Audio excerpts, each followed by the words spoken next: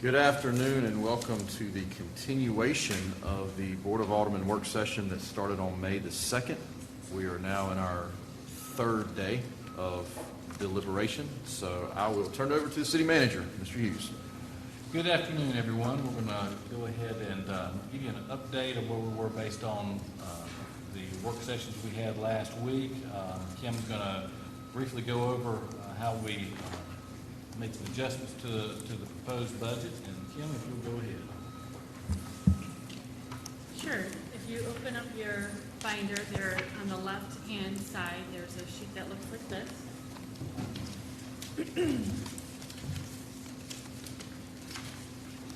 After we reviewed the draft budget, we went back and we heard some of the your concerns. We went back and just kind of looked where we could see where there was maybe a possible padding in some areas and some things that were suggested were maybe too high in like travel and training, and found some areas to reduce.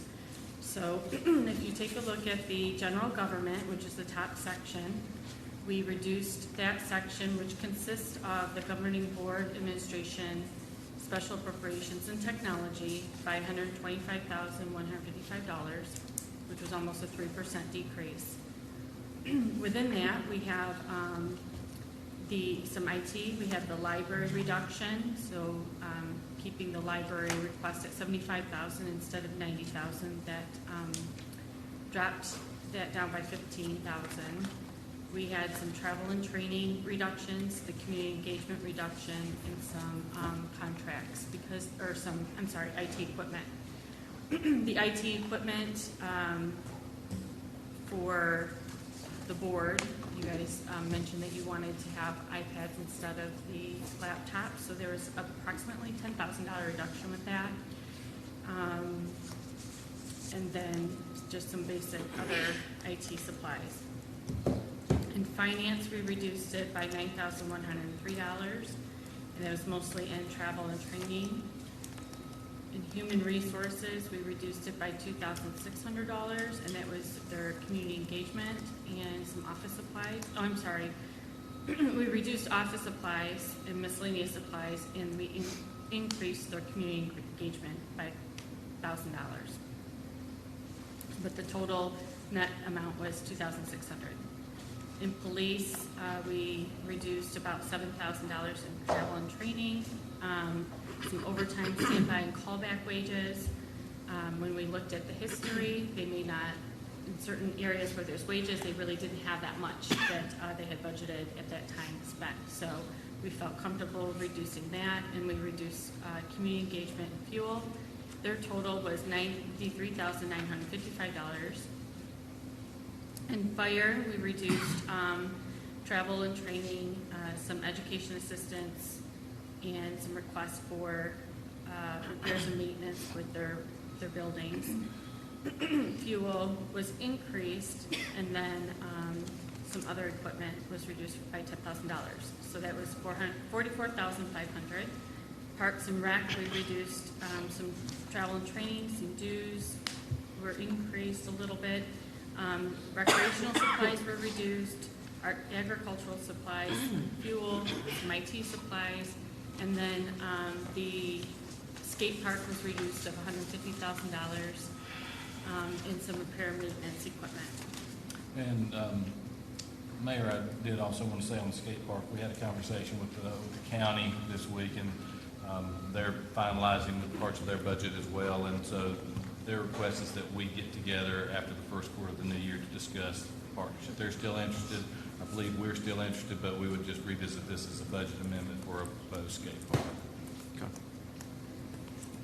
Development services was reduced by $27,075, and that was mostly within their temporary help services, some travel and training, and some IT supplies. Public Works was reduced by $149,800. They have some salary and wages of $10,000 that was reduced, that was set aside for possible vacation payout. There was some garage supplies that was non-inventory that were reduced by $20,000. Cleaning services by $25,000. Some salaries and wages for seasonal staff by $20,000. Electricity, street lights, based on what we saw this year, we're thinking that was just maybe a little bit too high, so we reduced that by $15,000. Construction and repair supplies by $20,000, and fuel, we did reduce that as well. The water fund was reduced by $8,500, community engagement and fuel adjustments. And then we had our electric fund, had adjustments for community engagement, IT supplies and public works restricted for their buildings, and that was a $26,500 reduction. Solid waste was actually increased by $13,000 for other contractual services, which was $10,000, and community engagement by $2,500. They also have utilities by $500. So they took a little bit of an increase when we were taking a look at theirs, and we had some updated numbers. The total of all funds was $658,463 of a reduction. That last section, you'll see that there was a transfer when we looked at the parking. We identified that the general fund was covering approximately $8,000 of the parking expenses, and so we budgeted in the transfer from MSD to general fund for that, the remainder of the parking. In addition to this, we also budgeted $297,537 from fund balance. How much is that amount again? $297,537. And that amount was for what again? I'm sorry, $297,537 For what? from fund balance. I can barely hear you. I Okay. don't know if it's me today or what. It's hard with this construction behind us to hear. From fund balance, is that what you said? Yes, yeah, From almost fund 300,000. Yeah, just under 300,000. Kim, question for you. I'm hoping that you have this. I meant to send you a heads up because I was going to ask, but I've been busy today. What is the dollar amount that you have set aside in the proposed budget for the COLA, and then the dollar amount for the merit increase? Really for the general fund is the main thing I'm looking for. If you don't have it for the other ones, it's fine. Right. That was in total fund. This is for the general fund. And if you want to come back to that later. Can I come back? Yeah, that's fine. We're going to have time to take a look at it, and then we'll Okay. come. Does the board have questions on the changes that Kim just reviewed with us? I have a question under the general government, line item special appropriations, library. Is that special appropriations the same as it is under special appropriations community development? Is that one and the same or two different items? For the library, it should be one and the same. So there was a request. Traditionally, we fund the library in the amount of $75,000 annually. This year, they made a request to increase that amount to $90,000. So that should be reflected appropriately. So it is the third line on page, I'm not sure if it's the same page number in the new book, 46. but 46 on the book that we gave you. It's the third line down. Okay, so again, my question is, what is this on page 46, special appropriations community development? What is that fund? So we traditionally set aside approximately $25,000 for community development. That is something that whether the board asks us to get an appraisal on property or if there's a project that the board would like to consider, we use that traditional $25,000 with that. During the workshop, I talked about increasing that amount from $25,000 to $100,000 for any other potential planning that the governing board wanted to address during this upcoming fiscal year. And that would be determined by the board. And Alderman Royal, that fund, I know historically has done things like the lunch that we gave the high school football team, the parade, things like that is what that's been used for in the past. And I think what Foster mentioned during the work session was if we wanted to do a strategic plan and bring in outside counsel to help with that process, that's where you put that fund in. So all of those line items are different. When it says special appropriations, they're for various funding projects. One is for community development, this one is for library. Is there another one? Or that's it for special appropriations? So page 46 is your special appropriations budget. Okay. And within that division, you'll have also your ward appropriation, the amount that you have for each ward of $1,000. And then Christmas decorations and Alliance for Economic Development. I got it now. Thank you so much. You're welcome. Mayor, if I could, since I missed the previous meetings, Sure. I am the board's liaison to the library, so I would like to just take an opportunity to at least advocate on their behalf. I mean, they are an entity, and not unlike ourselves, where they are feeling the same inflationary pressures that everybody is. And the request that they had made from 75 to 90 is reflective of the additional costs that they are incurring across the board. Foster, do you recall, I mean, you indicated that the city traditionally approves an appropriation of 75, but if I'm not mistaken, and some of the current board members, I think, will recall this, that amount used to be 90,000, if I'm not mistaken. I'm going to defer that to the clerk. Brenda, do you remember if that is? I would have to look. If it was 90,000, it was many years ago.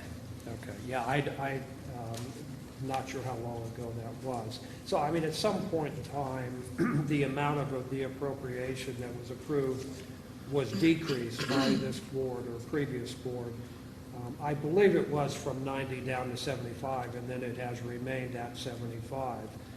What the library was really asking for was consideration that approval of 75 be increased by some amount. I mean, the request was for 15,000 to get it back up to where it was years ago. But I'm sure they would appreciate any increase in that appropriation, again, just to help them with their budgetary pressures. So I just wanted to urge the board to at least consider maybe changing your mind and not reduce their request totally down to zero, but maybe approve some increase in the appropriation that is made to them. Alderman Prue, I think whenever City Attorney Davis gets here for our regular meeting, we could ask him. I believe, if I'm not mistaken, there's a contractual agreement that was signed at some point in time, long before I was on the board, so it was over 10 years ago. And that amount was in there, and I don't know what the reasons were and how they derived at that number, but I'm pretty sure Mr. Davis should be able to help provide some clarity around that. And that's what I was trying to pull up. It dates back like maybe the 70s or 80s when the agreement was put into place for 75,000 a year. I think it had something to do with the ownership and responsibility between the city, and is another one of those city and county sort of things. And that was how the city, I think, got out of any responsibility. So we'll see if Mr. Davis can shed some light on it. But to answer your question about how long, I'm looking at history back to 2017, and we've been set at 75,000 every year.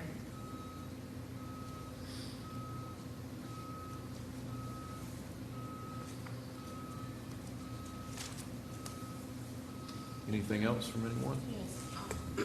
Excuse me. Foster, could you give me a little bit more information about the special appropriations, the special appropriation community development. So if I have a project that I want to put forth, then, and it's a community project, then I can come to you to ask for some of that funding from you It for would- that project? It would be up for the governing board to determine. Right, I mean, yeah, of course. Okay. So is it for personal or is it business only? No, it's for business. The Okay. intention of this was for any other planning that the board wanted to see. We're about ready to undertake a strategic plan, so that's addressed in this current year's budget. Any other planning that the board would like to see, that's the intent of that $75,000. Okay. All right. And can I remind us that all I hear behind me is I'm sorry. machinery, so, Either that or we can is there anybody that can turn the mics up just a little bit? or either speak in the mic. I Yeah, can't- it is tough over here. Did you not hear me? Yeah, I did, but I We're gonna didn't try to hear get you. them to cut off early today. Bear with us for a few minutes. Any other questions? Mayor, I do have the answer to your Okay. COLA merit. For general fund, the COLA is approximately $730,000, and the merit is approximately $485,000, totaling $1.2 million. That does include the employer benefits that are applied towards their salary. The enterprise fund is, the COLA at 3% is $385,000, and the merit at 2%, up to 2%, is approximately $255,000, totaling $640,000. And that is aside from the second half of the salary study recommendation. So this is in addition to that. That's correct. Right, correct. Okay. Thank you.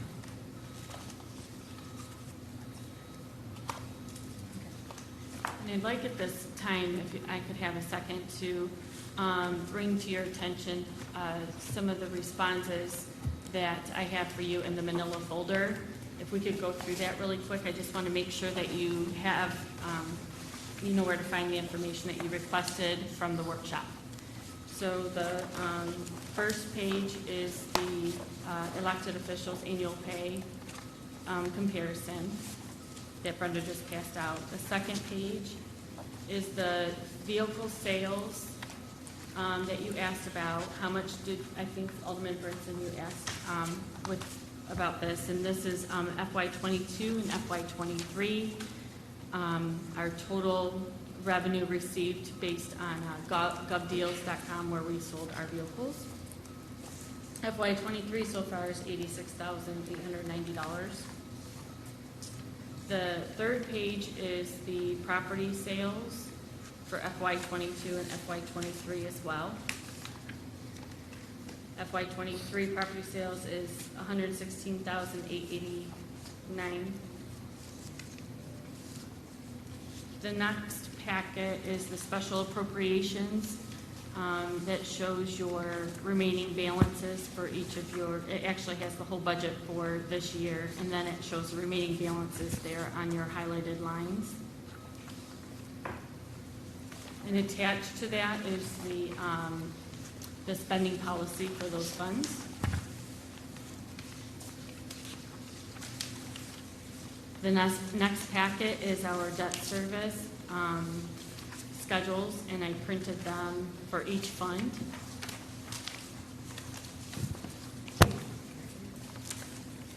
Cash reserve policy was requested as well, and that's in there. And the very last page is your ARP funding project project allocations and balances by ward.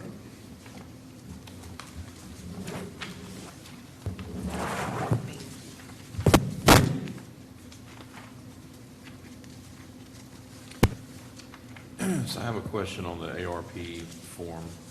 Yes. The 2023 encumbrances, that's what's already spent or designated for this year?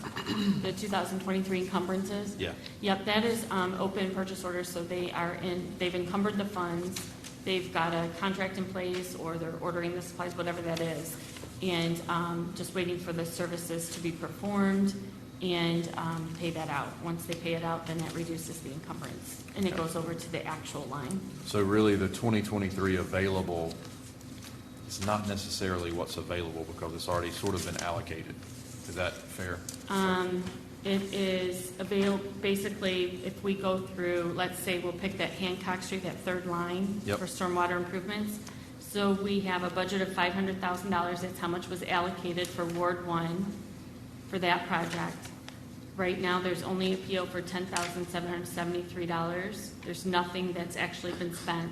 So of that allocated $500,000, we still need to spend down $489,220, almost $7. But the project is still valid. It's not. Right.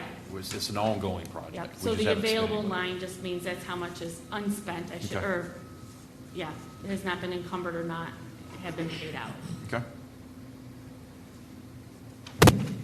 Board? Just a quick follow-up question on the ARP funding. What is the deadline that all of these projects are operating under where this money has to be spent? So there is no deadline. When we selected the standard deduction and transferred these funds back to the general fund, they'll just roll forward to the next year after close out of the fiscal year, and until they're spent down, we'll be good. Okay.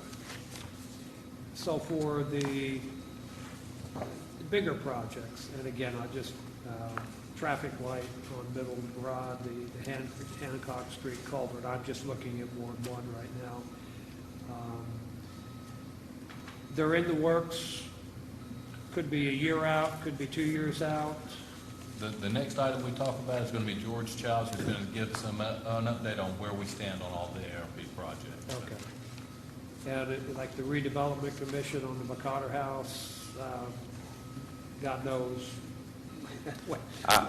On that one, I sent the chair an email last week and reminded her that we're coming up on a year anniversary of when the governing board allocated $350,000 for that. And I implored them to, let's have a groundbreaking in the month of June. The response was they think that's doable. So I'm trying to push and prod on this end as much as I can, so.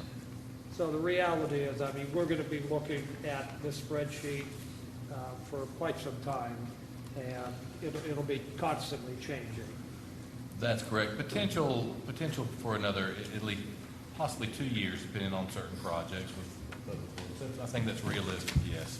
Some of the other projects, once they're done, they're done. Once the traffic light's done, it's completed, so.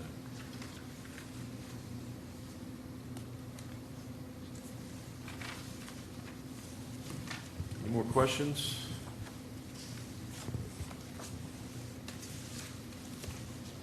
So Foster, does that conclude number one?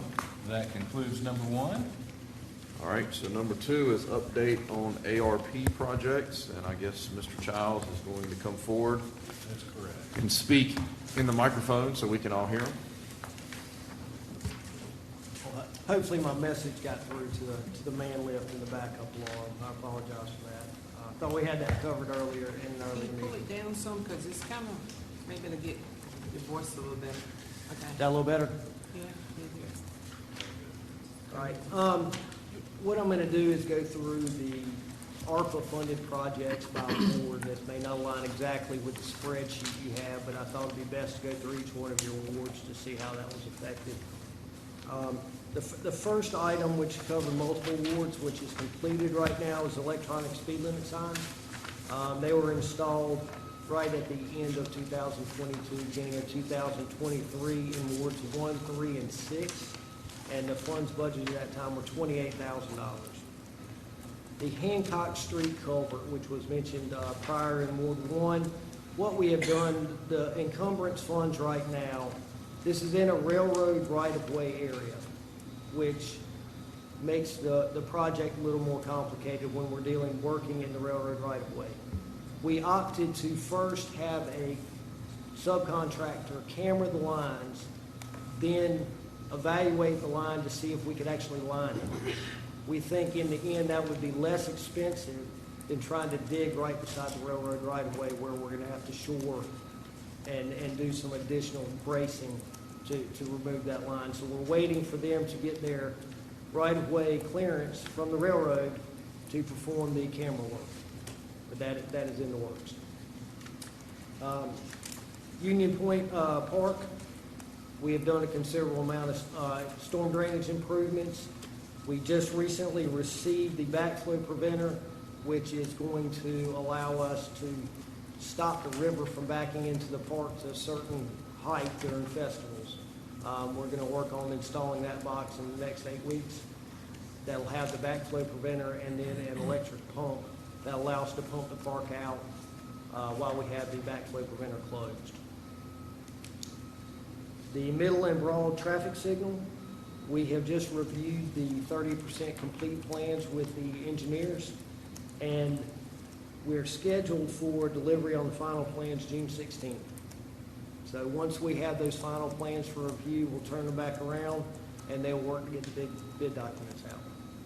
So that is actually actively under design work.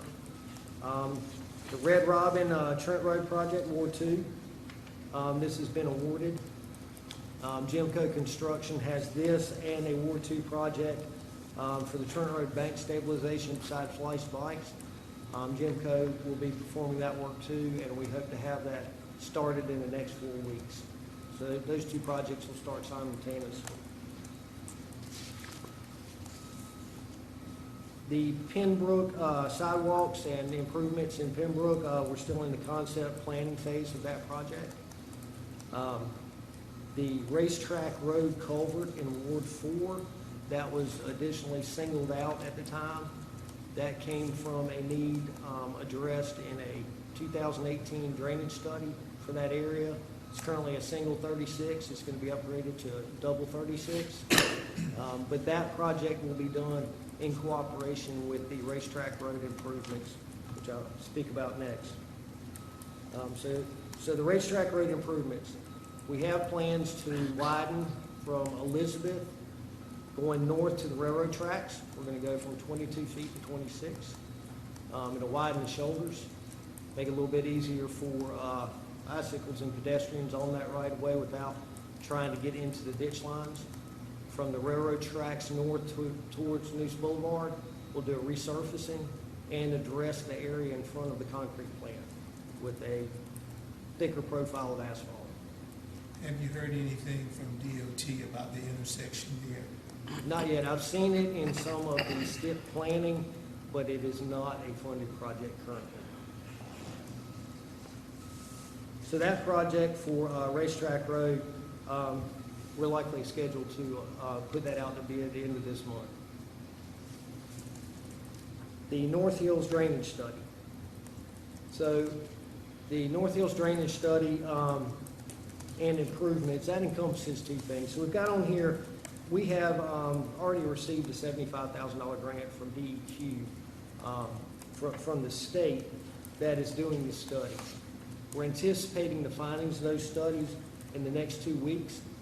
That will help us to direct the improvements to utilize the $500,000 from those findings in the North Hills, Simmons Street culvert area.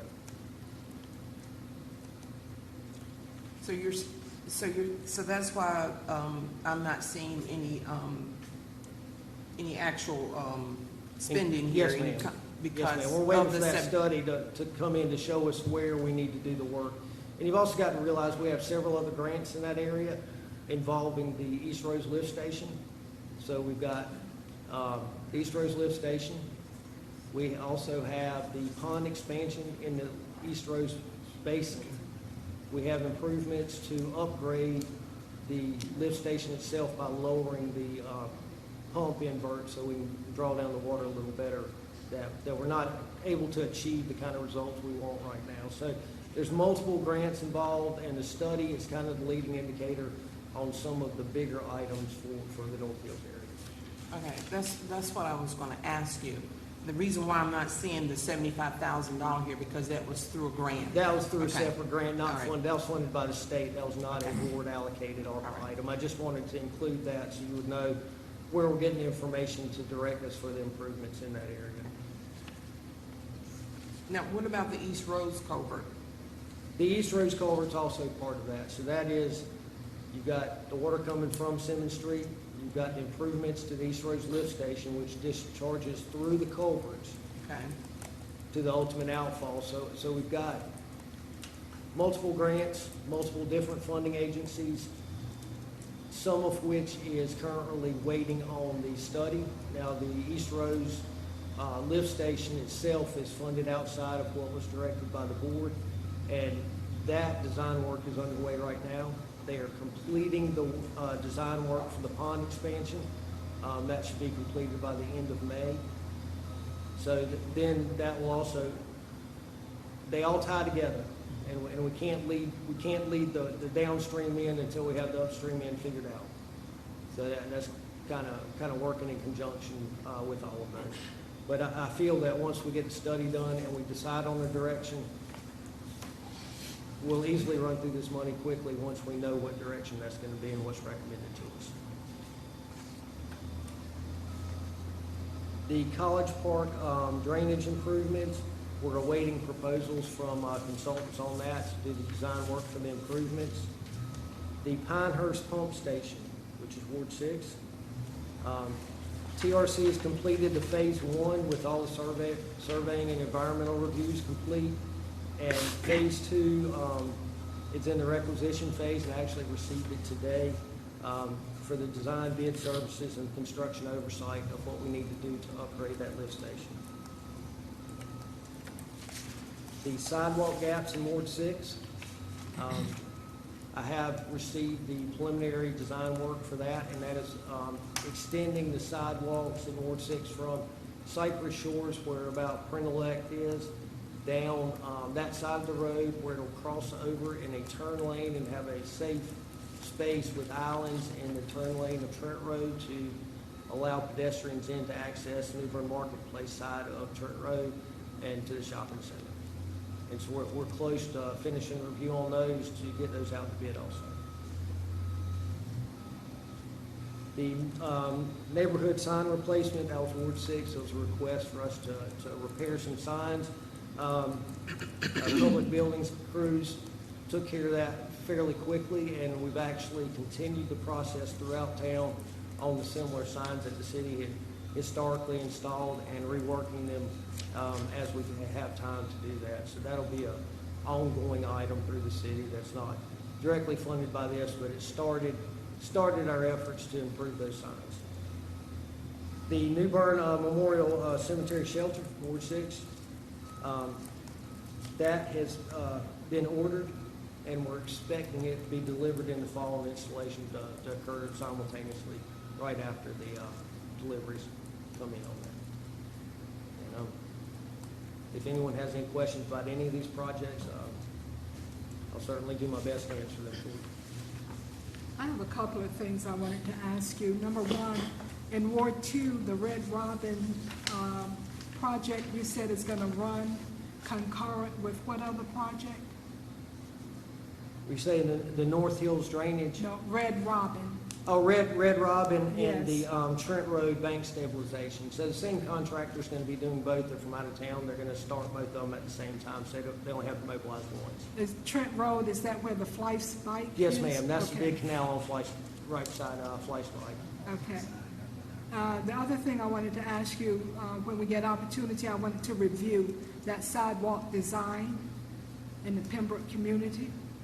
Did you not have a design or We have some concept plans, yes, ma'am. concept? Yeah, well, I'd like to review that Okay. with you. Yes, ma'am. And then lastly, I know Alderman Best brought this up not long ago regarding resurfacing the streets in the Duffield community. I was talking with some of the residents yesterday in a meeting that we had. What is the plan as far as resurfacing? One resident was saying that there was some hole or some issue that Public Works had to come back and readdress it. No, ma'am, what they've been addressing right now is just refilling any of the subgrade that's washed out during the rain. Okay. That's what they've been addressing. We've had them in there several times a week, especially after rain event. We've actually had the asphalt contractors doing their walkthroughs the end of last week and the beginning of this week, so that they can then return the bid documents to us, so we can select the low bidder and turn them loose as soon as the low bidder can mobilize.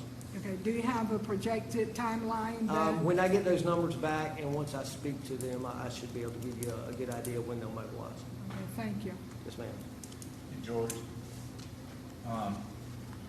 the Trent Road Bank stabilization, I thought we had determined that was not a city problem, but, and it was on private property. Well, what we have is we have a great deal of downstream city water from right-of-ways and city property coming down those culverts that cross under Trent Road. And what's happened is the volume and velocity of that water is at a point now where we're seeing bank erosion, which then puts the sediment right in the head of those pipes. So without doing this, we're going to have ongoing issues with erosion and sediment being deposited at the head of the pipes, which then blocks all the way upstream, which, you know, that ditch carries the water from all the way up west of Greenbrier. So, you know, coming down from McCarthy through the backside of Monterey Circle, those areas, there's a lot of drainage that comes through that area. And without it functioning properly, we're going to put everybody upstream at a deficit.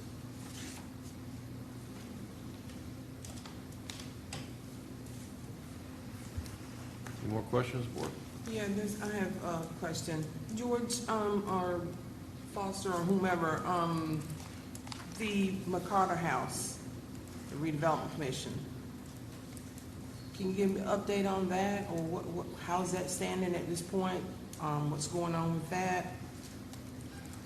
That is in the hands of the redevelopment commission. Okay. And so the mayor made a comment a few minutes ago that he Right. sent an email to them, asking them to quickly have groundbreaking on that. So it's really going to be up to that entity to determine their timeline for when they would like to proceed with that.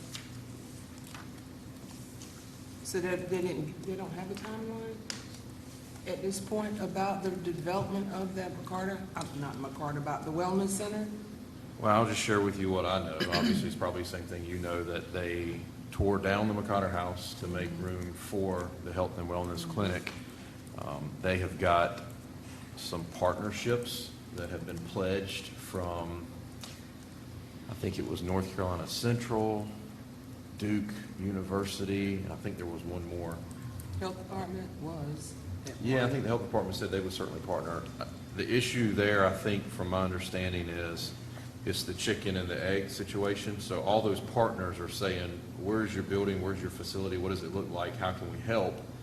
And then the redevelopment commission is waiting to get something in writing as far as an agreement from all those different partners to feel comfortable moving forward with building this building.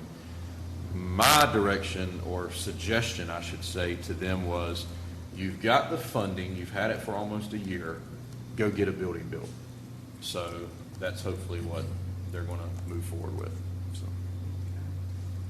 So, and City Attorney Davis or Assistant City Attorney Mosley could probably share some light in this, but they've also been told they can't, and Mr. Williams may be able to help too, they can't operate a health clinic, just like the Redevelopment Commission can't own property and rent it out that they found during Alderman Astor's project. They also can't run a health clinic. So they can build it with the funds that we've allocated, but they're going to have to find a partner that's actually going to run the facility. So a lot of moving parts there. Last question, Stanley White, where are we, timeline, moving of the house? So I think my preference would be to give that during the board meeting tonight, because those are some agenda items that we'll be covering during the regular board meeting, if you don't mind. Okay. And thank you, Mr. Childs, I appreciate your help. Any more questions on ARP? Okay, we'll move on to item number 3, discussion of 408 Hancock Street and property at the corner of Pinetree Drive and Laura Lane. So Mayor and Aldermen, we're passing out some information so you can get an idea of properties that we're talking about. Two properties, one 408 Hancock, it's the old Fireman's Museum. It's located on Hancock Street. Over the last few years, we have rented the facility out for events and occasions. We've done a few long-term rentals for entities that have requested that through the board. Currently, there is a short-term rental for one of the nonprofits who does plays. Recently, we've had a miniature railroad museum that has expressed interest in the property for a potential museum. We have had the African American Heritage and Cultural Center reach out on multiple occasions regarding the facility for a museum and heritage center. We have had a brewery to reach out to determine if we were interested in selling the property, and so this is going to come up at least once a year. I just wanted to get the board's opinion on how you would like for us to proceed with this property. If you want to continue with the way that we are currently operating it, by rentals, we're happy to do that. If you would like for us to look at other alternatives, we're happy to do that as well. Foster, could you, or even other members of the board who recall that when the property was previously put on the market, if I'm not mistaken, there was interest on at least one entity's part to purchase it, but that never came to fruition, I think primarily because of a parking issue. I mean, can you just recap for all of us what the specific issue is regarding this property, this structure, because there's no need for us to spend time talking about selling it if selling it to an entity is not going to be a viable option because of a parking issue or whatever else may be involved. So I'm sure the mayor is going to chime in on this in just a minute, but from my understanding, there has been traditionally an issue with parking attached to that building based on the square footage and the use of that structure. With any structures in certain areas of downtown, you're supposed to have a certain amount of parking that you rely on. There is an area on Middle Street where the parking requirement is waived based on an ordinance that was passed many years ago. And there are downtown parking issues with certain requirements. And I know that the attorneys have looked at this, and Development Services is currently looking at the parking issue, and they're getting ready to meet with their planning and zoning board regarding addressing some parking issues downtown. This could be one of the things that come up, and eventually we'll reach back to the board. But I think the thing that did in a previous sale was the lack of parking dedicated for that building itself. There's a parking lot right beside it. There is a public parking lot right beside it. That's correct. I think, Alderman Kinsey, I think you were probably the only one on the board with me when we did this. I'm trying to remember now because it's been so long ago. I believe we marketed it for sale, and we had some interest, but everyone who had interest in it needed dedicated parking, and legally they can't use the public parking lot as the requirement to meet whatever they wanted to do there. So then we decided to sell the parking lot with the building, and then there was some concerns that the church across the street was going to buy all of it, and it would all be tax exempt, and there was really no advantage in doing that because then the city would lose the ability to have public parking. Is that about right? That's about right. So nothing has really changed since then. There is some parking spaces that are in front of that. Well, actually, on the side behind it, you can see where that little yellow area juts out. The problem is they would have to be granted an easement to get to it, and that was another issue that came up when we discussed it. It's very limited use in what could be done there without something else happening with that. Well, and so we'd be looking at pretty much the same issue for the individual who has contacted you and talked to you about setting up a brewery there. I mean, there would be required parking, which they're not going to be able to accomplish. And pretty much any other private entity that is looking to put an operation there is going to be facing that same issue. So it doesn't make a lot of sense for us to be spending a lot of time talking about selling it, given that very serious limitation. Now, follow up, I mean, the African-American, I forget the name of the group, who have expressed an interest and would like to see the city donate the building to them. I'm sure there are a number of entities that would welcome the donation of a building to them. Are we also facing the same issue with an entity like a museum or cultural center or something along those lines as opposed to a private enterprise for profit? I don't think that the organization is going to make a difference in terms of whether it's an LLC or a not-for-profit organization that whether they lease it or own it. There's still going to be a parking issue until that parking issue is addressed. Change of use, the last use of that was a museum, which was many years ago. Then it's turned into more of just an event venue. As the city is the owner of it, if we have rented that facility out, there's been the public parking beside it. We haven't had any issues with that when we've had rentals there. So currently, it's just being used for events? Events, currently there is a local group that is doing some rehearsals there for an upcoming play. So, yes, it has been used.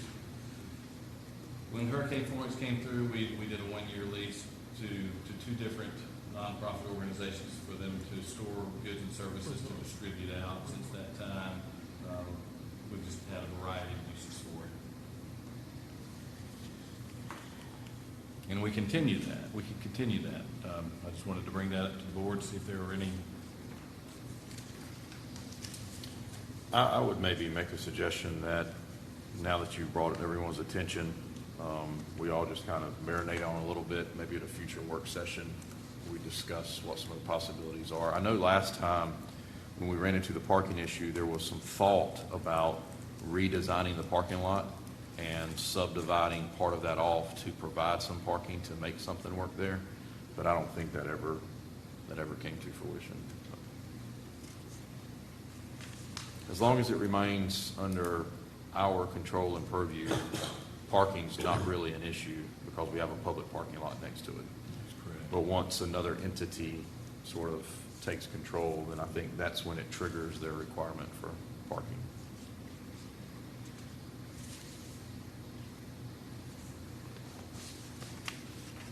Any other questions or comments?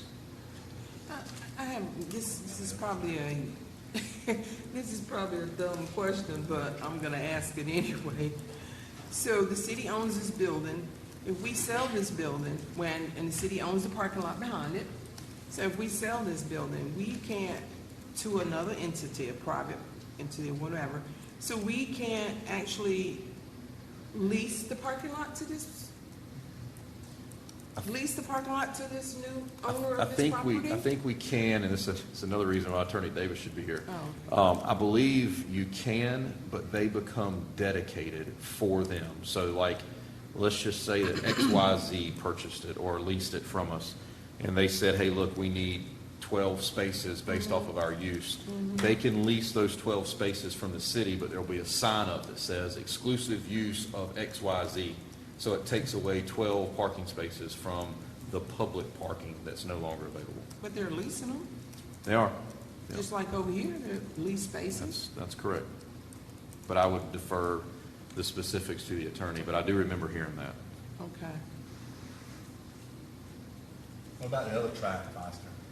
Okay, the other track is located on basically Pinetree Drive. It's at the corner of Pinetree Drive and Laura Lane. This is a wooded lot. It's located almost across the street from the Aquatic Center and the Knights of Columbus. It's approximately 3.2 acres. The current assessed value on the property is $210,000, and the city has had this for several years.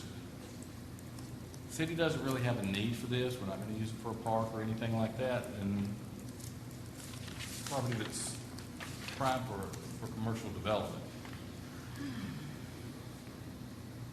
Do you know how we acquired this? I remember looking a few weeks ago, I'll have to pull it up and check again. One reason I ask is because oftentimes the city gets things and there's all kind of restrictions on it. And I just want to make sure we're aware of that before we decided to do anything.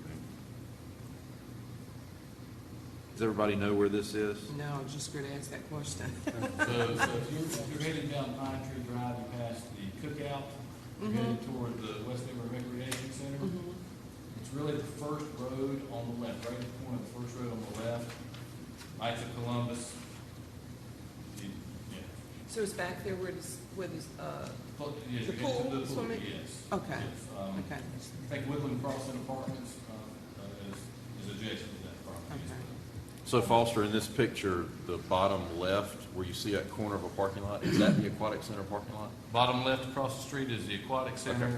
On the lower part of that, that is Woodland Crossing Apartments.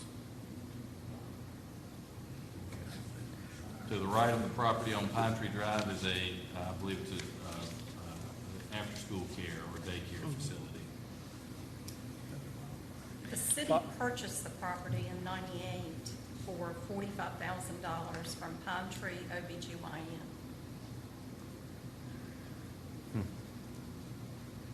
Foster, this indicates that part of the roadway is on private property. Do we know if in fact that's accurate? We do not know if that is accurate or not. We would have to do a survey on that. Should we get it appraised and put it on the market? I mean, it's not adjacent to anything we own. If it was right next to the rec center or the aquatic center, then I would probably say hold on to it for future use, but it's not adjacent to it, so we've had it for years. There's obviously no plan to do anything. Dry? Yep. I believe the majority of it is Do you dry. know, George? It's not a bad one. Some green So it's on- trees right there. so it's Yeah, only see all three. the green pines. Yeah, so it's only 3.24 acres, huh? Yeah, George and I walked it one day. It's a nice piece of property. Yeah, it's dry. Should we get it appraised and put it on the market?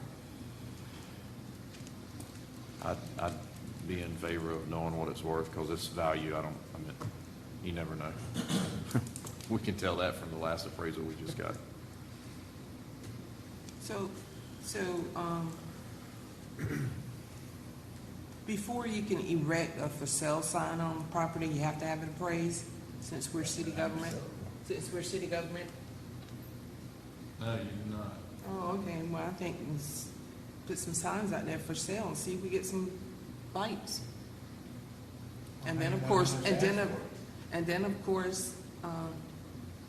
well, I mean, it's right here is, well, I don't know how, this is probably up to date. It's assessed value is $210,600.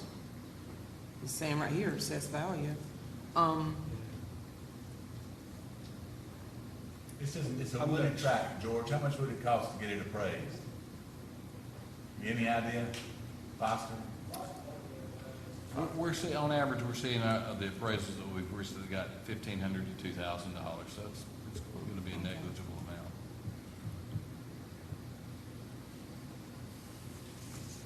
You have some remaining funds in your community development grant. I saw line items, so you got enough to cover that if that's what the board would like to do. Do you need a motion or just a direction? Direction. Well, I think we should have it appraised and then we'll determine what we want to do with it. How about that? We'll also verify where the corners of the property are. Okay, so Alderman Astor, Alderman Brinson's in favor of an appraisal. Alderman Creel.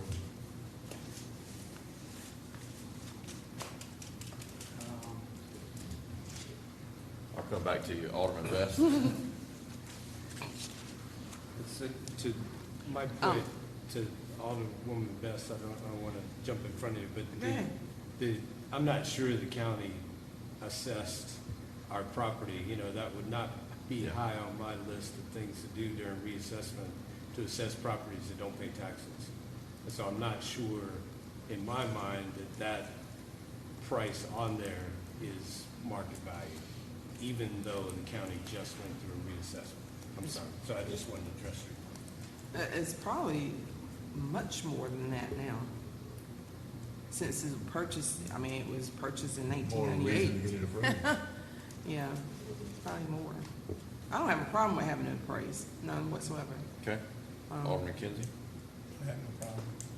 Alderman Royal, No problem. Alderman Prill. Yeah. Okay. You have your direction, sir. But first, I want to ask a question. How did this come about as even a piece of property bringing forth to us? How did this come I about? believe we actually had someone that was interested in the property, and so I wanted to talk to the board, see if you had any interest in selling this, and go from there. Oh, We did have someone to reach out. We did, and knowing that it was on this work session agenda, they even followed up at the end of last week to see if you'd given direction. Is it listed on our surplus property list? It's not, so that's the reason they asked. If not, they would have just made a bid for it. That's correct. Okay. Okay. What about the BP property? What do we need to do there? BP property? We can talk about that under the budget for whatever department. Okay, so with the BP property, we recently have been allocated funding to replace that building, and just under $1 million, I think it was $980-some-thousand to replace that. We have an opportunity to rebuild that building or request a change in scope of work through FEMA. That would involve going through not as robust of a process that we went through with relocating the Stanley White Recreation Center, but it would include a process. And so years ago when Hurricane Florence came, we talked about a couple of opportunities for that. One would be to build additional facilities for public works, because they're always taxed out. Most recently, we had some discussions about the potential of relocating the Parks and Recreation Grounds Maintenance Facility and building some buildings with potential funds from that. We have also had some discussions recently about the possibility of an amphitheater at Martin Marietta Park. So that's where we are. Had some conversations with our consultant to see what all those funds could qualify for. There are a variety of things that we could use it for, and really, if this board were to bring up some things, we'd have to run it through the consultant just to verify. These are federal funds, and so there are certain restrictions that would end up coming into play. And for the benefit of everybody on the board, the old BP station at the end of Simmons Street on Oaks Road was flooded during Florence, and it was historically used as storage. Storage and more or less a machine shop for the buildings division of Public Works, yes. And obviously that happened with Florence, which was almost 5 years ago, so they've obviously found somewhere else to operate. So the need for that same space to be replicated is not necessarily present today. Is that fair? That's fair.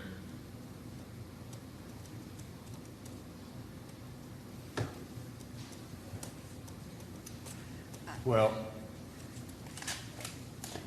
the money has to be used for the community.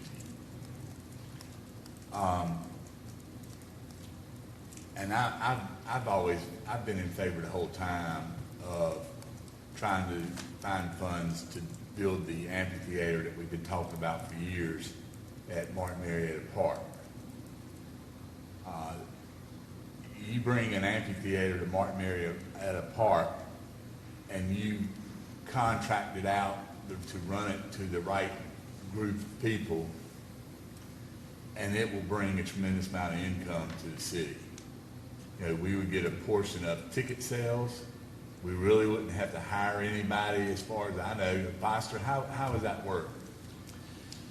Yeah, that's the type of thing where And I'm not going to mention any entities, but there are several nationwide groups that do basically run venues such as an amphitheater, indoor theaters and things, and they book those with a variety of acts.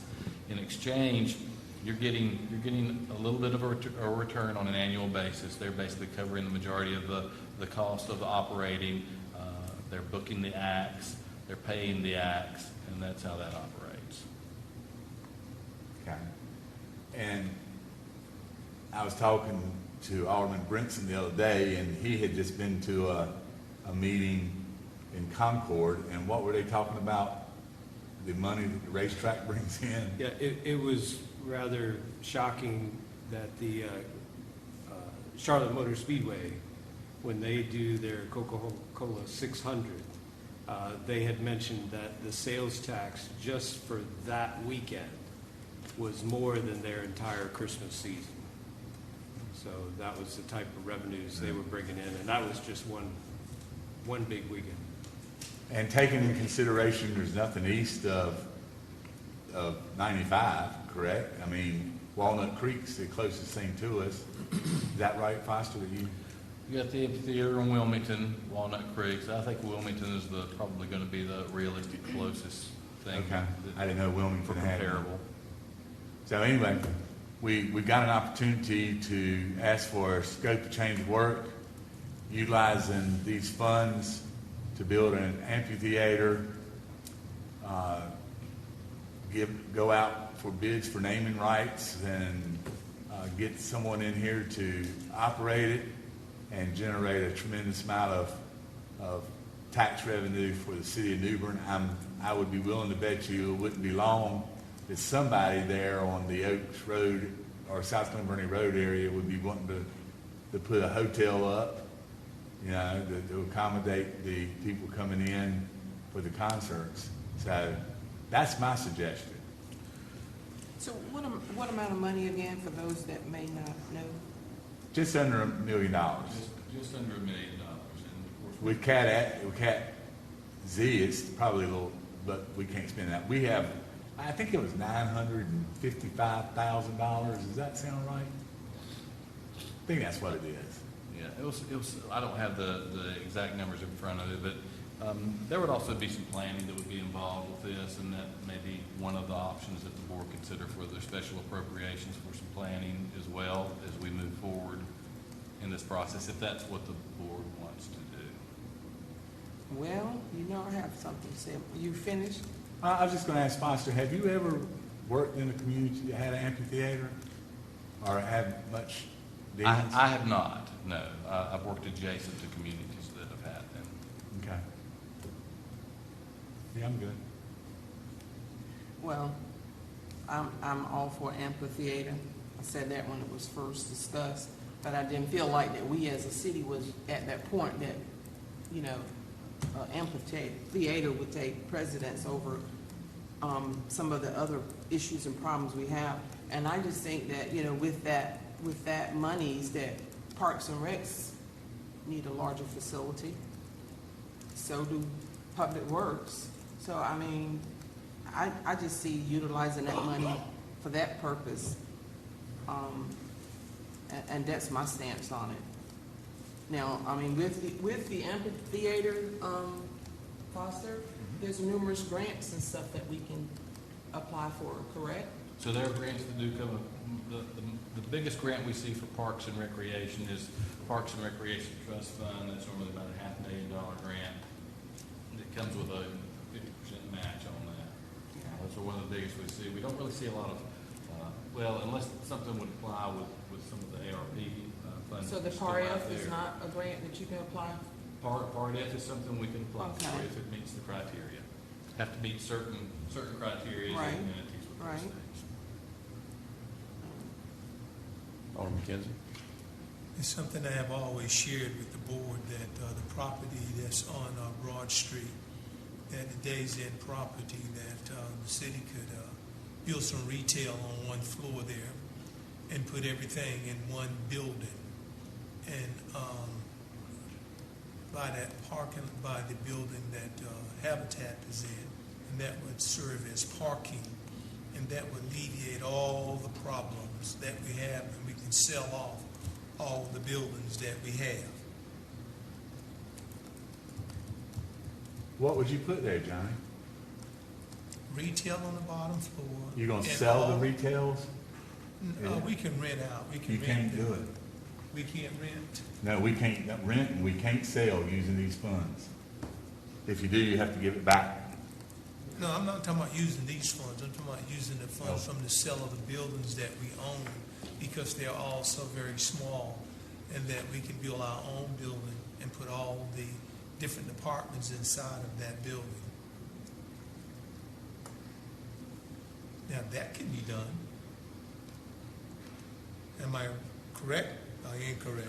So you're referring to consolidating departments into One several departments big into building one and larger sell all building? the small buildings that they're in there, and then that we would be able to build something that will house them for maybe 5 or 10 years, depending upon what type of growth we're looking at down the road. So is that a possibility? For these funds, or is it a No, possibility? no, not for those funds. I'm talking about selling the properties that we have and take that money and build a building. That is possible if that's the desire of the board to do, yes. Yeah, But that was just a thought Oh, that okay. I wanted to share with the board if we're looking at growing, to expand our horizon. That's one way of doing that. But I'm just speaking in terms of sharing information that I feel that would be beneficial to the board. That's it.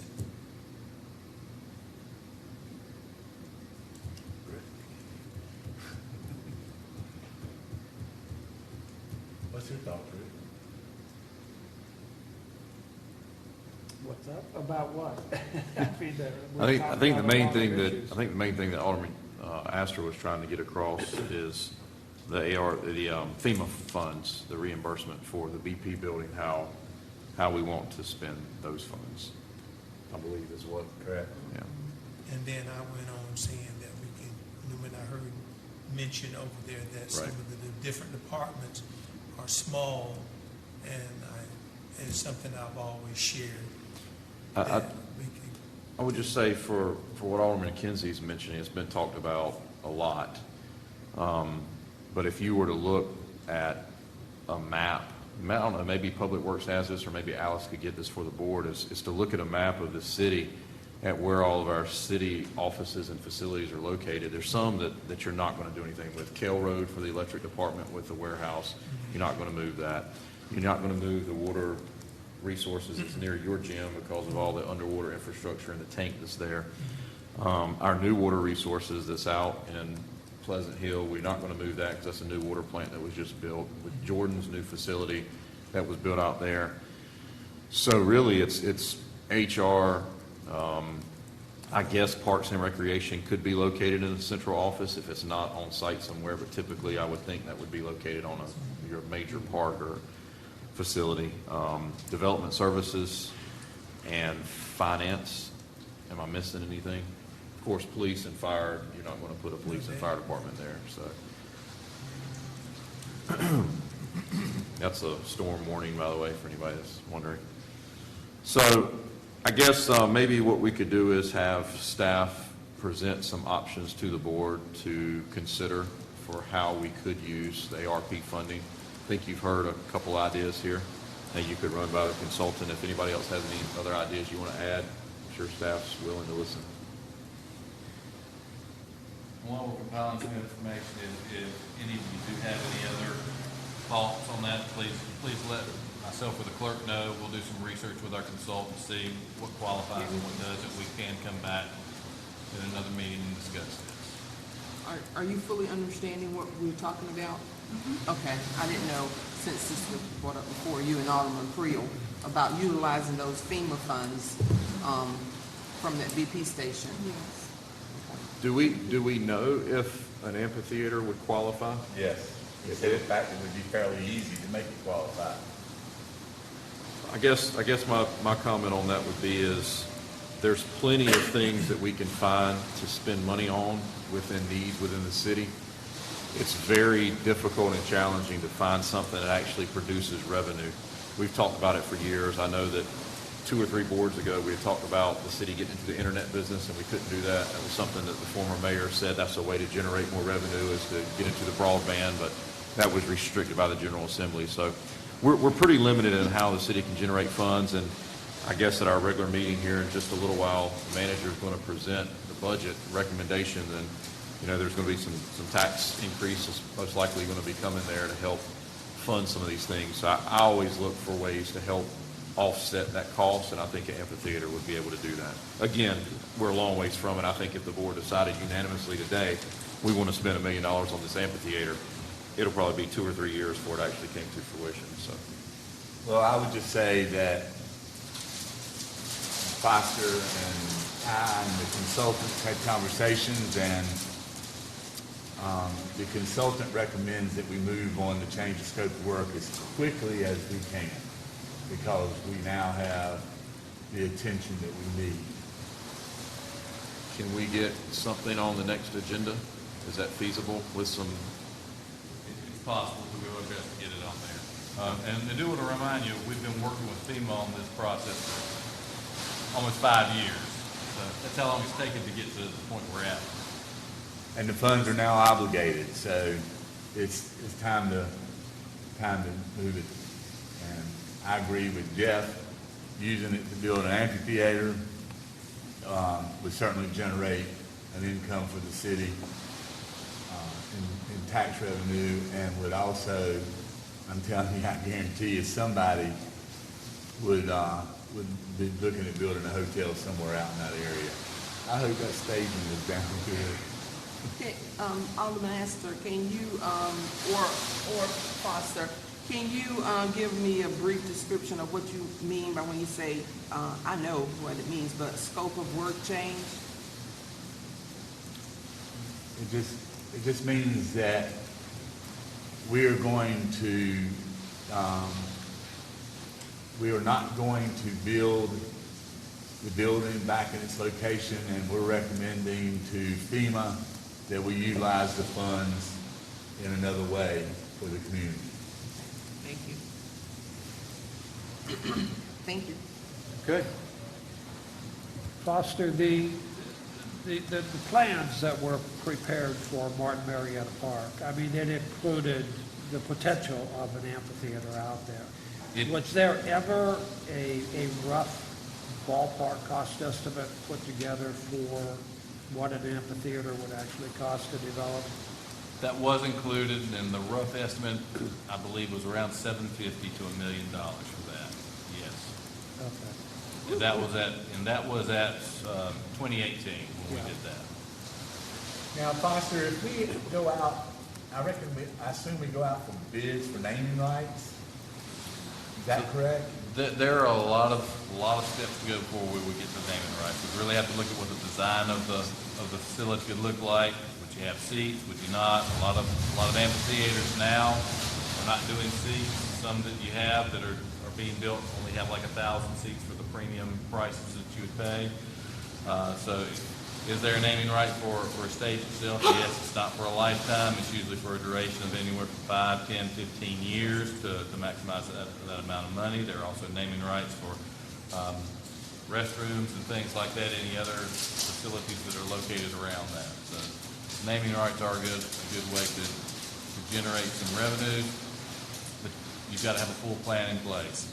We build it, what are we going to do with it? Are we going to have an agreement with a promoter to make sure that there are events that are occurring on there on a regular basis, or are we looking at something 5 times a year? So got to put a lot of work into it. The company that would oversee everything, would they also oversee the sale of concessions and so on and so forth, or is that a different? In most cases, yes. That's where they would make additional revenue. And the city not only get a portion of the taxes that's charged there, but would we also get a portion of ticket sales? What we would have to do is some research with some recent deals that have been established, and there's some new amphitheaters that are going up really all over the state. We'd have to reach out to those entities. The majority of them are cities that are funding these things, so we'll reach out to our counterparts, find out what kind of deals they've put in place. Great. Get Okay. a better idea of what that current trend is. Thank you, Constance. Anything else? I need to know if this is the appropriate time to discuss it. I want to revisit the discussion regarding the raise for the Board of Aldermen. I think now would be the time to do it. I know that Alderman Creel was not here. Can everybody hear me? Yeah, you have to speak a little louder. Direct into the mic. Okay. Can you hear me better? Yes. I almost felt like the telephone commercial. Can you hear me now? I know that Alderman Creel was not here in our previous discussion. If he'd like to weigh in on it as well as others. I know we deadlocked in our vote. And again, I'd like to revisit it. I think that it would be a wonderful opportunity for the Board of Aldermen. I know that when we talked about the raise for our city employees, that we felt that they were so deserving, and they are. We talked about their work ethic. We mentioned the fact that they work so much overtime. They are there doing storms, whatever the case is, and that sort of describes us as aldermen, that we work overtime, we're there. I had no clue as being an alderman what it entailed. No one schooled me, but I found out on the job training that it is very demanding, and I know as mayor it's very demanding. I see that it would be beneficial as the Board of Aldermen that we discuss again about the raise and see where we'll go from here. If we want to make it a moot issue going forward, then that would be fine, but I would like to raise the discussion again. I'll just, for Alderman Creel's benefit, last week during the budget work session, I believe Alderman Kinsey made the motion to raise the alderman's salary to equal what the county commissioners are. So the current alderman's salary is $11,098.88, and the commissioners are at $13,718.38. So there was a motion, a second, and it was a 3-3 vote on not moving forward with the raise. And I mentioned that with you not being here, obviously that could make a difference one way or the other, that it could be brought back up today. So I think that's what Alderman Royal's doing now. Thank you, sir.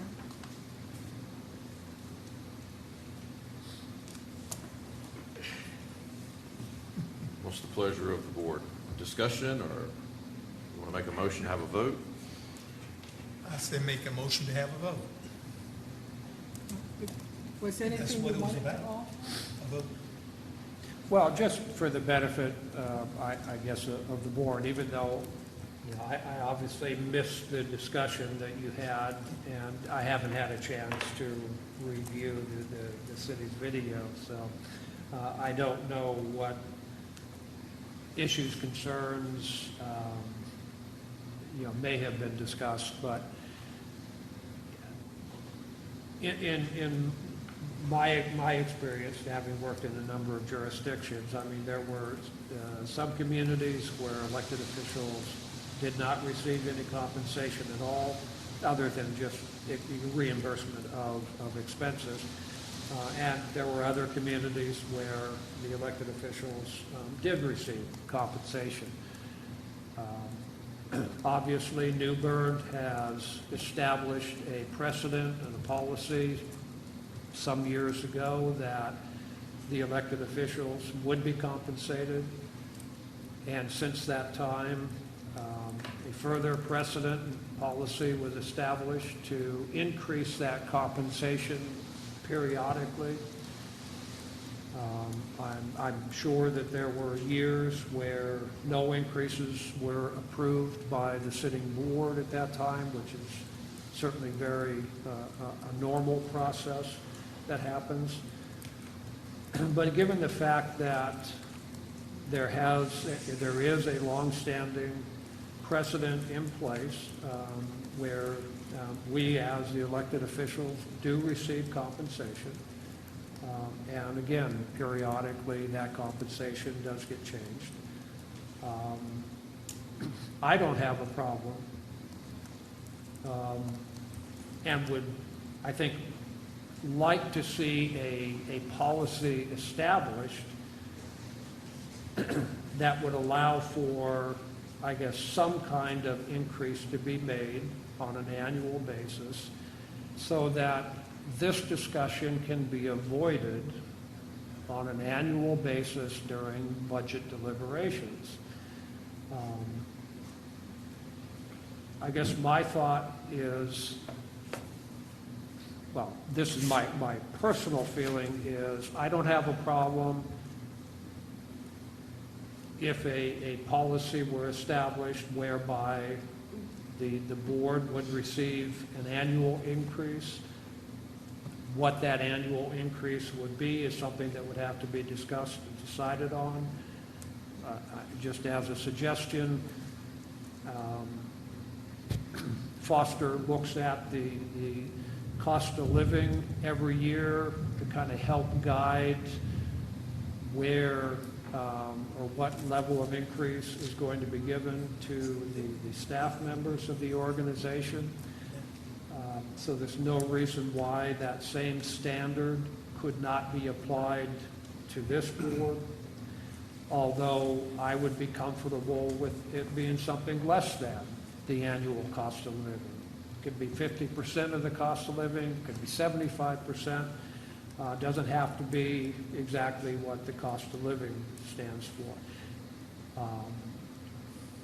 Again, I would personally just be comfortable with that happening, having it voted on as an ongoing policy, so Foster knows every year what to budget for.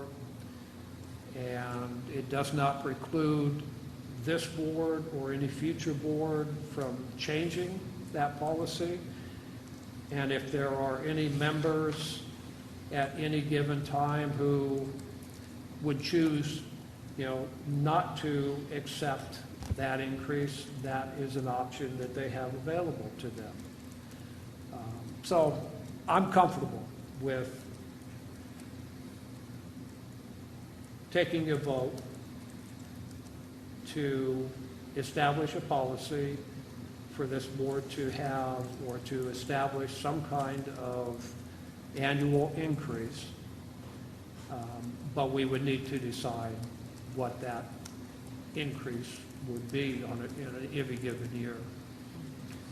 I do want to add that historically, this board has not received COLAs.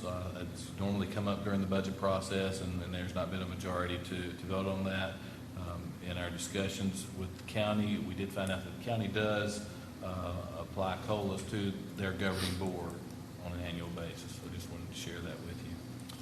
And the previous city manager would put the COLA, whatever the COLA was for staff, he would include that for the governing board, and then every budget year there was a vote, and it was always taken out. If I remember correctly, Clerk Mike can. That's correct. That is correct. Okay, so what's the pleasure of the board? So if I'm hearing correctly, I don't want to cause anybody to not have discussion, but I'm listening to Alderman Creel. If I'm hearing correctly, you're asking that we develop a policy wherein we could take a look at the increase on an annual basis, whatever percentage. Is that what I'm hearing? Well, I guess it's really two pieces to it. One is, again, the basis of it is that we already receive compensation, so that precedent's already in place. That compensation has been increased over the years, not necessarily every year, but periodically a decision has been made by previous boards to increase that compensation. That's not, I don't think it's been increased in 20 years. It's been a long Well, time. that's what I'm saying. It's been a long time. Yeah. You know, the compensation that we receive today is not the compensation that was received when the decision was made to pay elected officials. And I don't know how far back that goes. All I'm saying is that the precedent is there. No need to shy away from it. We all, and it's to the best of my knowledge, we all received, I don't think anybody has opted not to receive the compensation that is offered. I could be wrong on that. This kind of conversation tends to be uncomfortable for governing bodies to address in every jurisdiction. The fact that if the compensation is increased each year does not preclude any member of the board to have to accept it. They can opt not to accept it. And for whatever reasons, and that's fine. It gives them that opportunity. So what I would be comfortable with seeing is a vote taken and see if a majority of the board supports establishing a precedent, a policy whereby this board receives an annual increase. So that's step one. Step two, a decision is going to have to be made as to what that increase is. And all I'm suggesting is it could be a fixed percentage each year.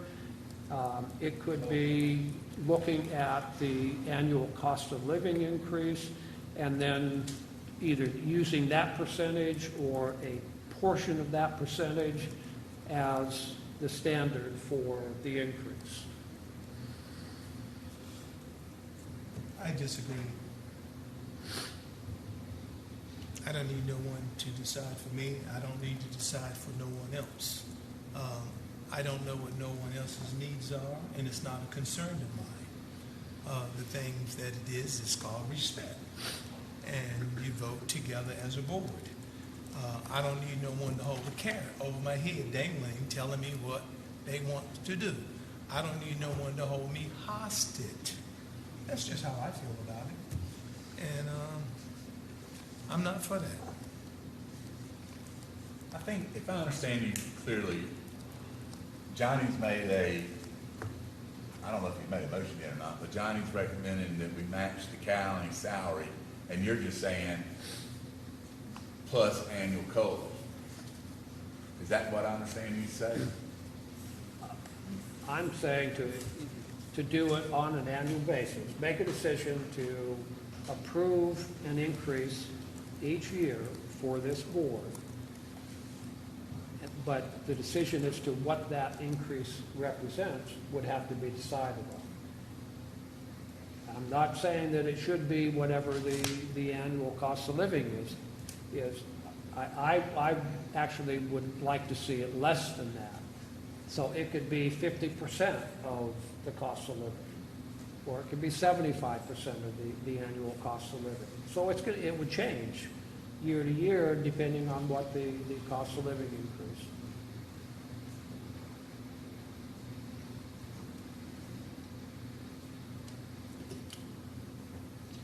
So, Mackenzie, me personally, My vote is to stay where I am. As you heard the manager and the mayor say that nothing has been done over 20 years, maybe longer, I don't know. I was just looking to do what is right for the governing board. It's not that you can or you can't. It's just called moving forward together as a team. You have the haves and you have the has-nots, but it always shows up how each individual feels and they think. And there's a prime example. This has been this way as long as I've been on the board. I don't want you to think I'm trying to be a broken violin. It's just facts. Everyone works hard. It's not that no one works hard. It's not saying that you're not being compensated, but everyone works and they feel that their time is worth something, no matter what it is. It's worth something to them. It may not be worth nothing to you. You may feel that, hey, I don't need it no way, you know? So I don't want it. So what I'll do, we'll vote it down, you know? And that's what has been happening over the term. So, you know, I'm cool, you know? It just lets you know what the world does has not changed, and it's never going to change. It's always going to be the same way. It's just how I feel. So what you're wanting is for this board, the alderman's salary to change to what the county commissioners are being paid at 13,718. That is correct. And if you don't Okay. want it, you don't have to take it. Nobody making you take anything. Right. Yeah, I mean, you know, everybody has a way of doing things that pleases them, but they don't care and think about no one else. It's always about me, me, me. But like I say, you know, I'm cool. And I understand what Alderman Creel is asking for as well. I think a policy should be put in place, and it's based on annually what the COLA increase may be, which will be applied to the alderman. Isn't it not something that you vote on? Right, of course. We're just discussing it now. What's But you don't need to vote on nothing like that. You already know what the deal is. I mean, that's just my opinion. Well, no, that's not, we can sit here tonight and we can vote, and if it's approved or not approved, if it's approved, we can vote and the alderman will get the salary that a county commissioner has at this present time.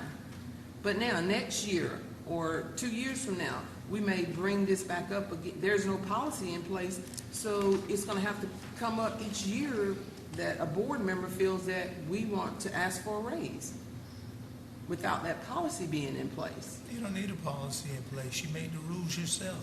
The rules is made by the governing board. Is that correct? Yeah, I understand what you're saying. So you're saying you're good with each year voting on it, discussing it and voting on it. Absolutely. That's what the governing board does.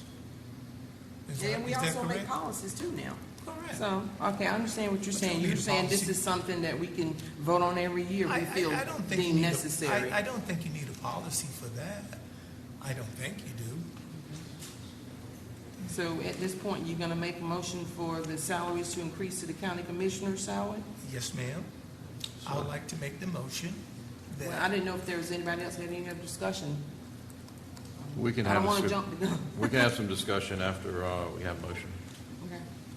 I would like to make a motion that we get the same thing, the same pay that the county commissioners get, not asking for the $500 that they get a month, not asking for that. Your current salary at 13,718. Have a motion. Do we have a second? Second. Have a second? Any discussion? I'll just point out that that is a 24% increase to our current salary. That's it. Maybe somebody can help me do the math on this one. If there has not been a raise in, you said maybe 20 years? Yeah, over Brenda may know the difference. I'd really have to research it. But Well, it's been a long time. Yes, it has. Well, let's just say 20 years. So if we're talking a $2,000 raise basically, then somebody do the math with me, then we're talking how much raise per year for these 20 years? Now, all you brilliant people. About 1%, $100 a year. about 1 point something percent. I've only been alderman for 8 months. Well, you don't have to take it. That's your desire, if you want to take it or deny it. Well, I think that's kind of the way the insurance is. Not everybody on the board Yeah. takes insurance. It's Right. offered to everyone. Say that again, Mayor? I said it's sort of the way insurance is. Not everyone takes insurance. It's offered to all the governing board, but not everyone takes that. So that's I don't know what the cost of that would be. I'm sure you could probably go back and figure that out, but. So going back to the math geniuses, I believe we said it translates to maybe $100, 1%. So over the 20-year span, if we match the Board of Commissioners, it would translate to a 1% per year. Just hypothetically over 20 years, correct? Are you calculating, Mr. Hughes? I've got one of our accountants doing that for us. I was getting ready to commend you. 24%.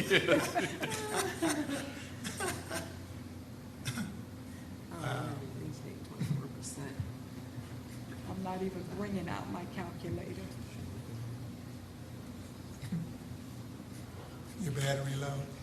In the meantime, to answer your other question that I can provide for you quickly, the average cost to provide insurance is approximately $1,000 a month. $1,000 a month. That's correct. Of providing insurance, you said? That's correct. Thank you.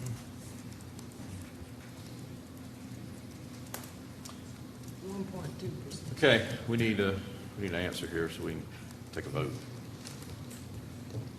I'm just gonna go with the 1%. I think that's a pretty close estimate. 1.2. Okay, so that's a 1% per year over the last 20 years. Wow. I'm finished, Mayor. Okay, any more discussion? If not, let's have a roll call starting with Alderman Prill. Alderman Creel, I'm not comfortable with using the Board of Commissioners, the County Board of Commissioners as a standard, so I'm going to have to vote no on that. Alderman Royal, Yes. Alderman Astor, No. Alderman Kinsey, Yes. Alderman Best, Yes. Alderman Britson, No. Motion, Mayor Odom. that's a no, so the motion fails 3-4. Make a motion, we adjourn? Yes. Have a motion and a second to adjourn. All those in favor say aye. Aye. Any opposed? We're adjourned.